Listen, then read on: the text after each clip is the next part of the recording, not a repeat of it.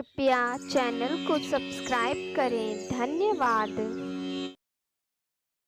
एकादशी माता का व्रत है महान। पावन हो तन, निर्मल हो प्राण। हरि चरणों में जो मन लगाए, सकल दुखों से मुक्ति पाए। एकादशी माता की जय, ग्यारस माता की जय। प्रिय भक्तों, यह मान्यता है कि एकादशी व्रत के दिन एकादशी माता की कथा सुनने से मनुष्य को जन्म जन्मांतर के दुख और कष्टों से मुक्ति मिलती है और साथ ही व्यक्ति की सभी मनोकामनाएं बहुत ही जल्दी पूरी होती है। तो चलिए मित्रों, प्रभु श्री लक्ष्मी नारायण जी के चरण कमलों का ध्यान करते हुए एकादशी व्रत पर सुनते हैं। एकादशी माता या ग्यारस माता की दो बहुत ही सुंदर कथाएं। आशा करते हैं कि आप सभी भक्त दोनों कथाओं को पूरे श्रद्धा भाव से श्रवण करेंगे। तो मित्रों, पहली कथा इस प्रकार से शुरू होती है। गालव मुनि का भद्रशील नामक एक पुत्र था। भद्रशील ने बाल्यावस्था से ही एकादशी माता का व्रत पूजन आरंभ कर दिया था। भद्रशील सच्ची श्रद्धा और निष्ठा भाव से पूरे दिन एकादशी का व्रत करते और कथा सुनते। शाम के समय ब्राह्मणों को भोजन करवाया करते तथा पूरी रात्रि श्रीमन नारायण हरि हरि का जाप किया करते। इसके बाद अगले दिन यानी कि द्वादशी को एकादशी व्रत का पारण करके ही भोजन ग्रहण किया करते थे।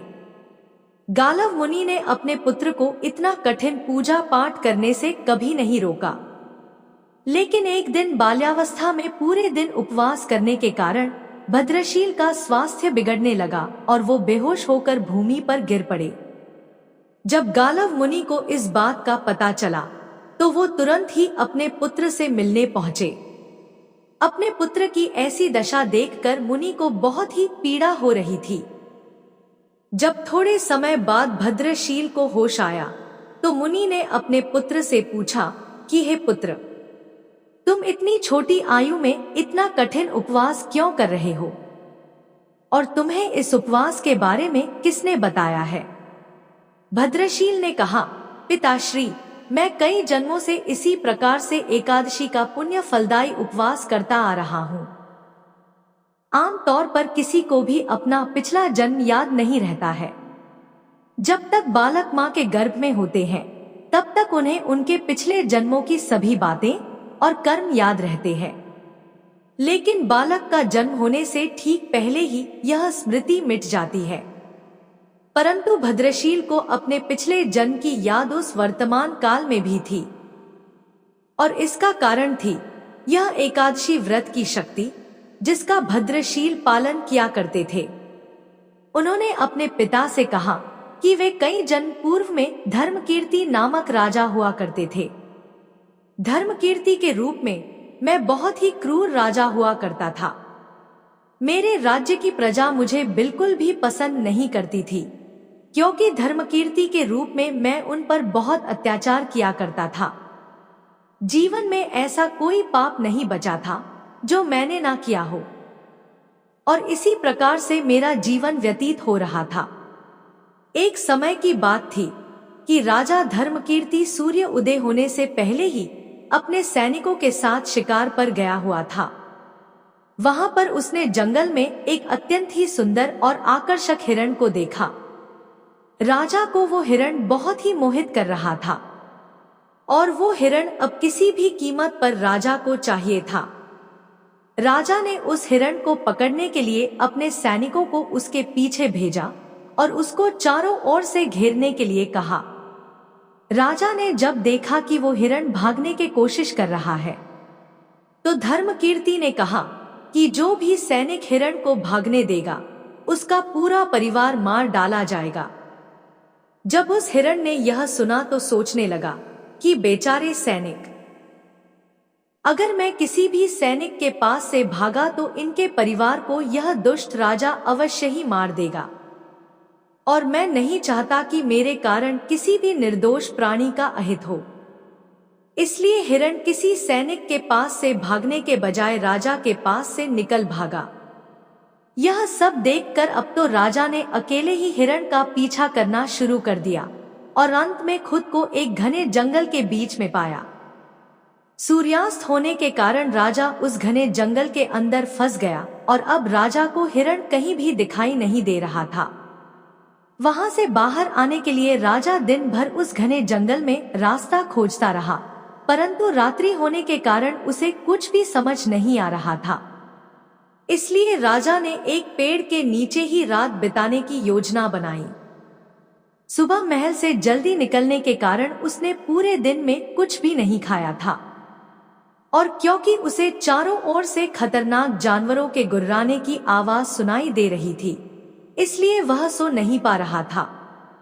राजा को अब अपने जीवन पर संकट दिखाई दे रहा था। डर के कारण राजा ने श्री हरि विष्णु से प्रार्थना करना शुरू कर दिया और रात भर श्रीमन नारायण हरि का जाप करता रहा। उसके दुष्ट कर्मों के कारण सुबह होते ही उसकी मृत्यु हो गई। यमदूत आए और उसे यमराज के पास ले गए। जब यमराज ने पूछा, तुम लोग इन्हें यहाँ क्यों लाए हो? इनका स्थान वैकुंठ में भगवान महाविष्णु के परम धाम में है। तब यमदूतों ने कहा, लेकिन महाराज, यह तो महापापी है। इसने जीवन भर अनेकों पाप किए हैं। इसे तो कठोर से कठोर दंड मिलना चाहिए। यह सब सुनकर यमराज बोले, नहीं, इसके जो भी पाप कर्म थे वह सब चले गए हैं। ये अब पवित्र हैं, क्योंकि जिस दिन उनकी मृत्यु हुई वह एकादशी की परम फलदायी तिथि थी।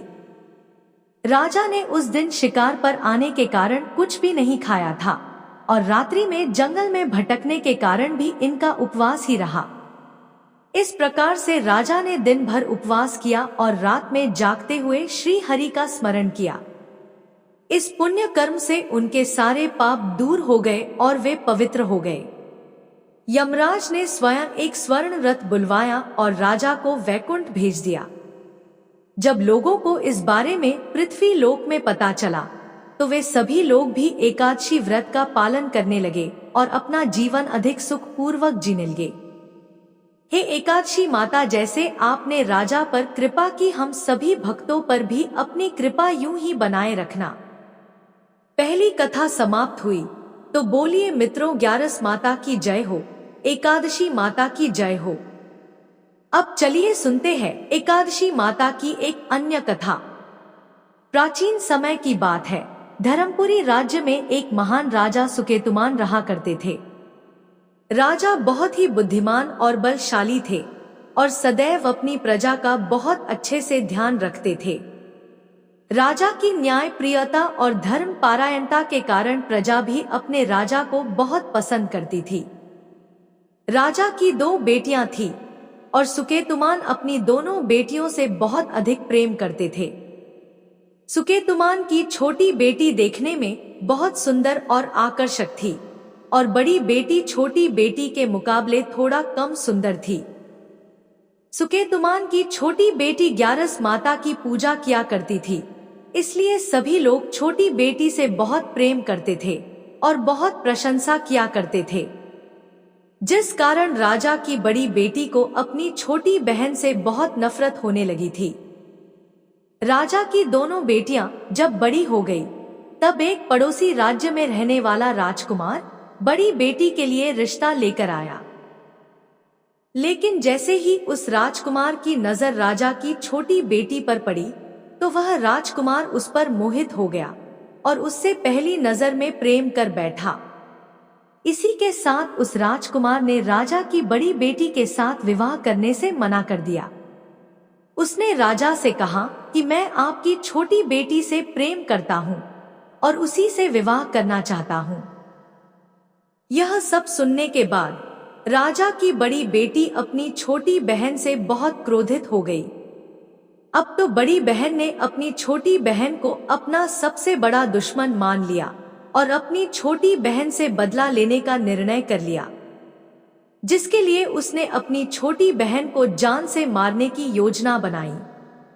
इसके लिए राजा की बड़ी बेटी ने अपनी छोटी बहन को मारने के लिए सबसे पहले एक लड्डू में जहर मिलाकर अपनी छोटी बहन को दे दिया और उसको लड्डू खाने के लिए कहा। लेकिन लड्डू खाने के बाद भी छोटी बहन को कुछ नहीं हुआ। यह सब देखकर बड़ी बहन बहुत आश्चर्यचकित हो गई लेकिन उसने हार नहीं मानी।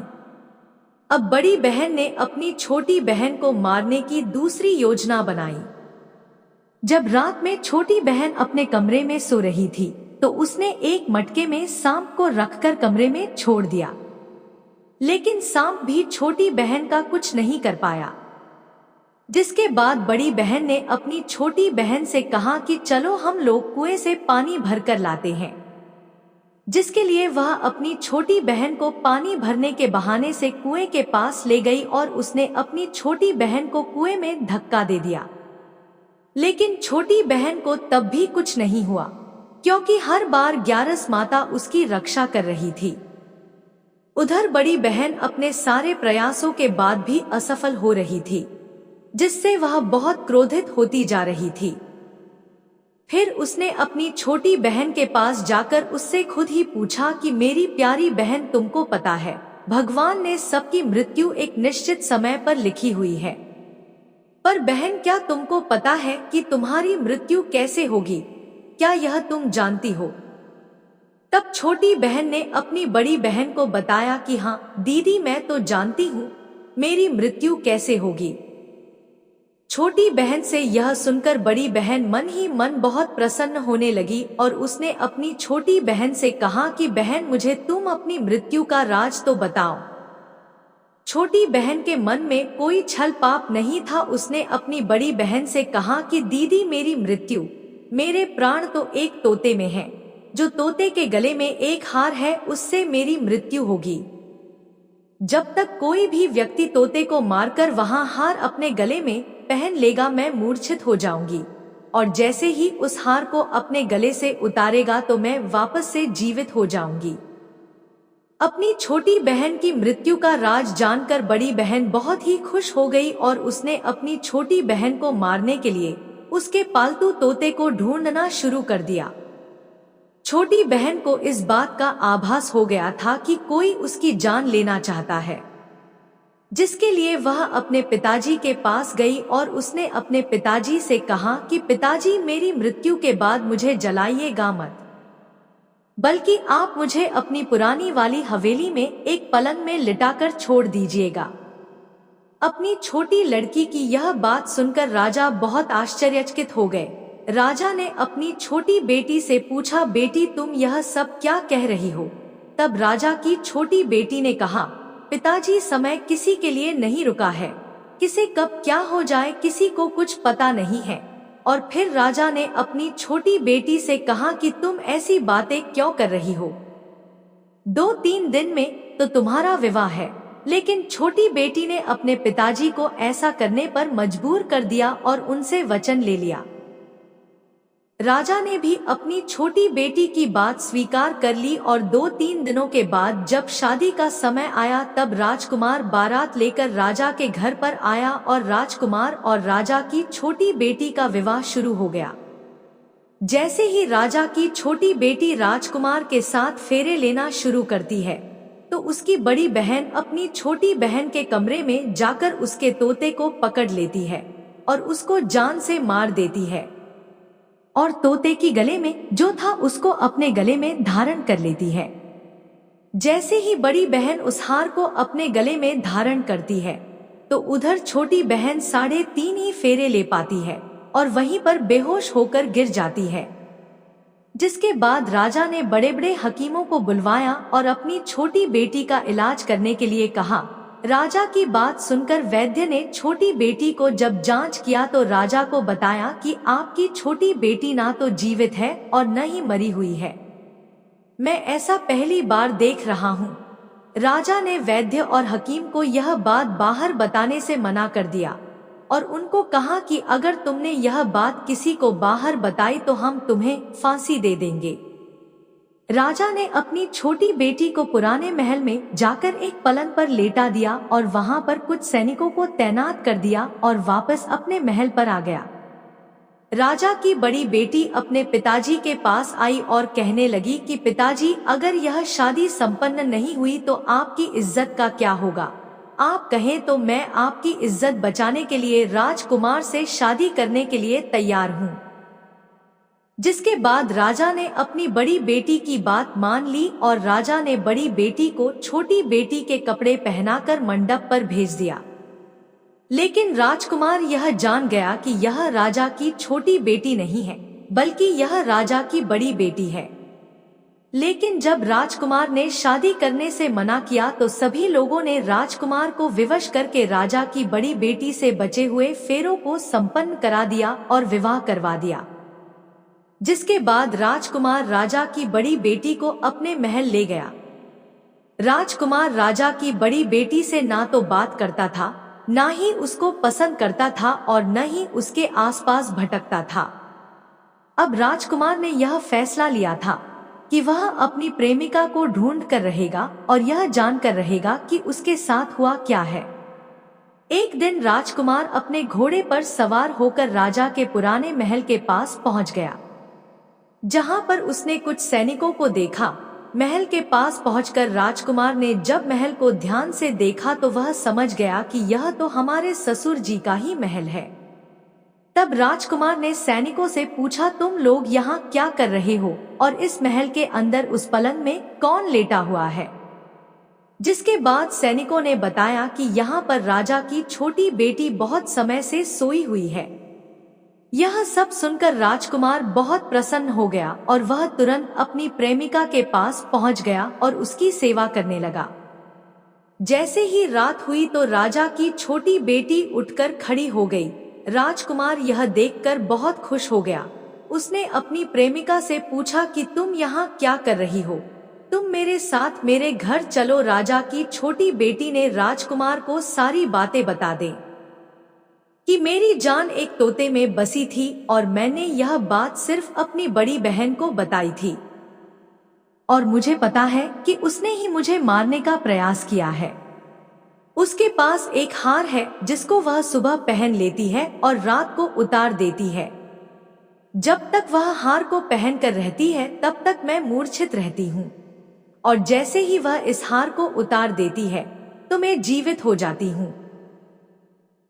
वो कहती है जब तक मेरी बड़ी बहन के पास वह हार है तब तक मैं ऐसे ही जीवित और मूर्छित होती रहूंगी। अगर मेरी बड़ी बहन के पास जो हार है वह मेरे हाथ में लग जाए तो मैं हमेशा के लिए जीवित हो जाऊंगी।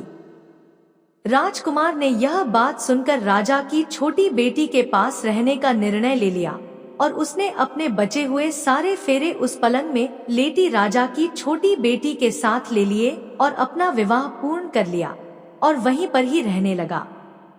देखते ही देखते कुछ समय में राजा की छोटी बेटी और राजकुमार की पत्नी पेट से हो गई।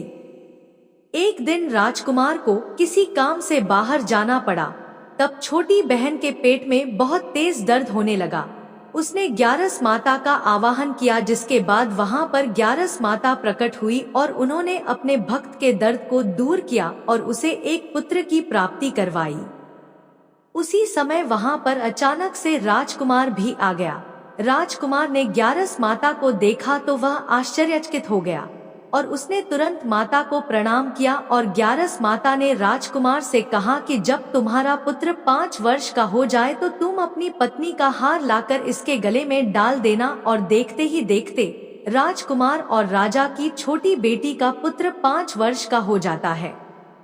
तो राजकुमार अपने बेटे से कहता है कि बेटा, मैं कुछ काम से बाहर जा रहा हूँ, तुम अपनी माता का ध्यान रखना, और वहां से चला जाता है। राजा को बाहर निकलता देख बड़ी बहन के सैनिक देख लेते हैं और बड़ी बहन को जाकर सारी बातें बता देते हैं।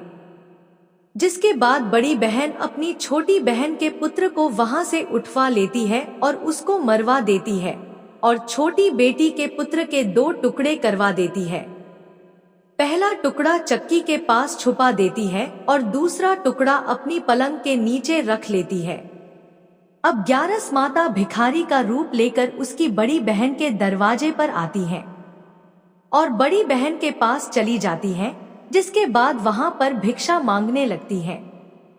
बड़ी बहन अपने नौकरों से कहती है कि जाकर भिक्षा दे दो, लेकिन जैसे ही नौकर ग्यारस माता को भिक्षा देने के लिए आते हैं तो माता उन्हें मना कर देती है और कहती है कि मैं तुम्हारी महारानी से ही भिक्षा लूंगी। जिसके बाद बड़ी बहन स्वयं ही भिक्षा देने के लिए माता के पास आती है।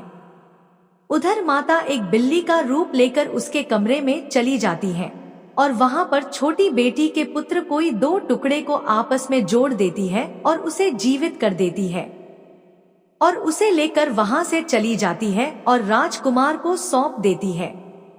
राजकुमार अपने बेटे को लेकर अपनी बड़ी पत्नी के पास जाता है और उसे कहता है कि तुम इसका ध्यान रखना, अगर तुम इस बच्चे का अच्छे से ध्यान रखोगे तो मैं तुमसे बात करूंगा। इसी प्रकार एक दिन राजकुमार अपने बच्चे से कहता है कि तुम माता से उनके गले का हार मांग लो। जिसके बाद राजकुमार का लड़का अपनी मम्मी के पास जाता है और कहता है कि माता, मुझे तुम्हारा हार चाहिए जो तुमने गले में पहन रखा है। यह सुनकर पहले तो बड़ी बहन बहुत क्रोधित होती है, पर उसको यह याद आता है कि राजकुमार ने कहा था कि अगर मैं इस बच्चे का ध्यान अच्छे से रखूंगी तो वह मुझसे बात करेंगे, जिसके कारण वह हार को उस बच्चे को दे देती है। वह बच्चा तुरंत ही उस हार को ले जाकर अपने पिताजी को दे देता है और तभी राजकुमार अपने बेटे को लेकर वहां से जाने लगता है और अपनी पत्नी से कहता है कि तुम हमारे लिए खाना बनाकर रखना, मैं शाम को आकर तुम्हारे साथ खाऊंगा। और वह अपने बेटे को लेकर वहां से चला जाता है। जिसके बाद वह राजा के पास जाता है और उनको सारी बातें बता देता है। राजा अपनी बड़ी बेटी की यह कटु कर्म सुनकर बहुत क्रोधित होते हैं और उसे सजा सुनाता है और अपनी परवरिश पर ही दोष देने लगते हैं और राजकुमार को अपनी छोटी बेटी के साथ रहने के लिए आदेश देते हैं।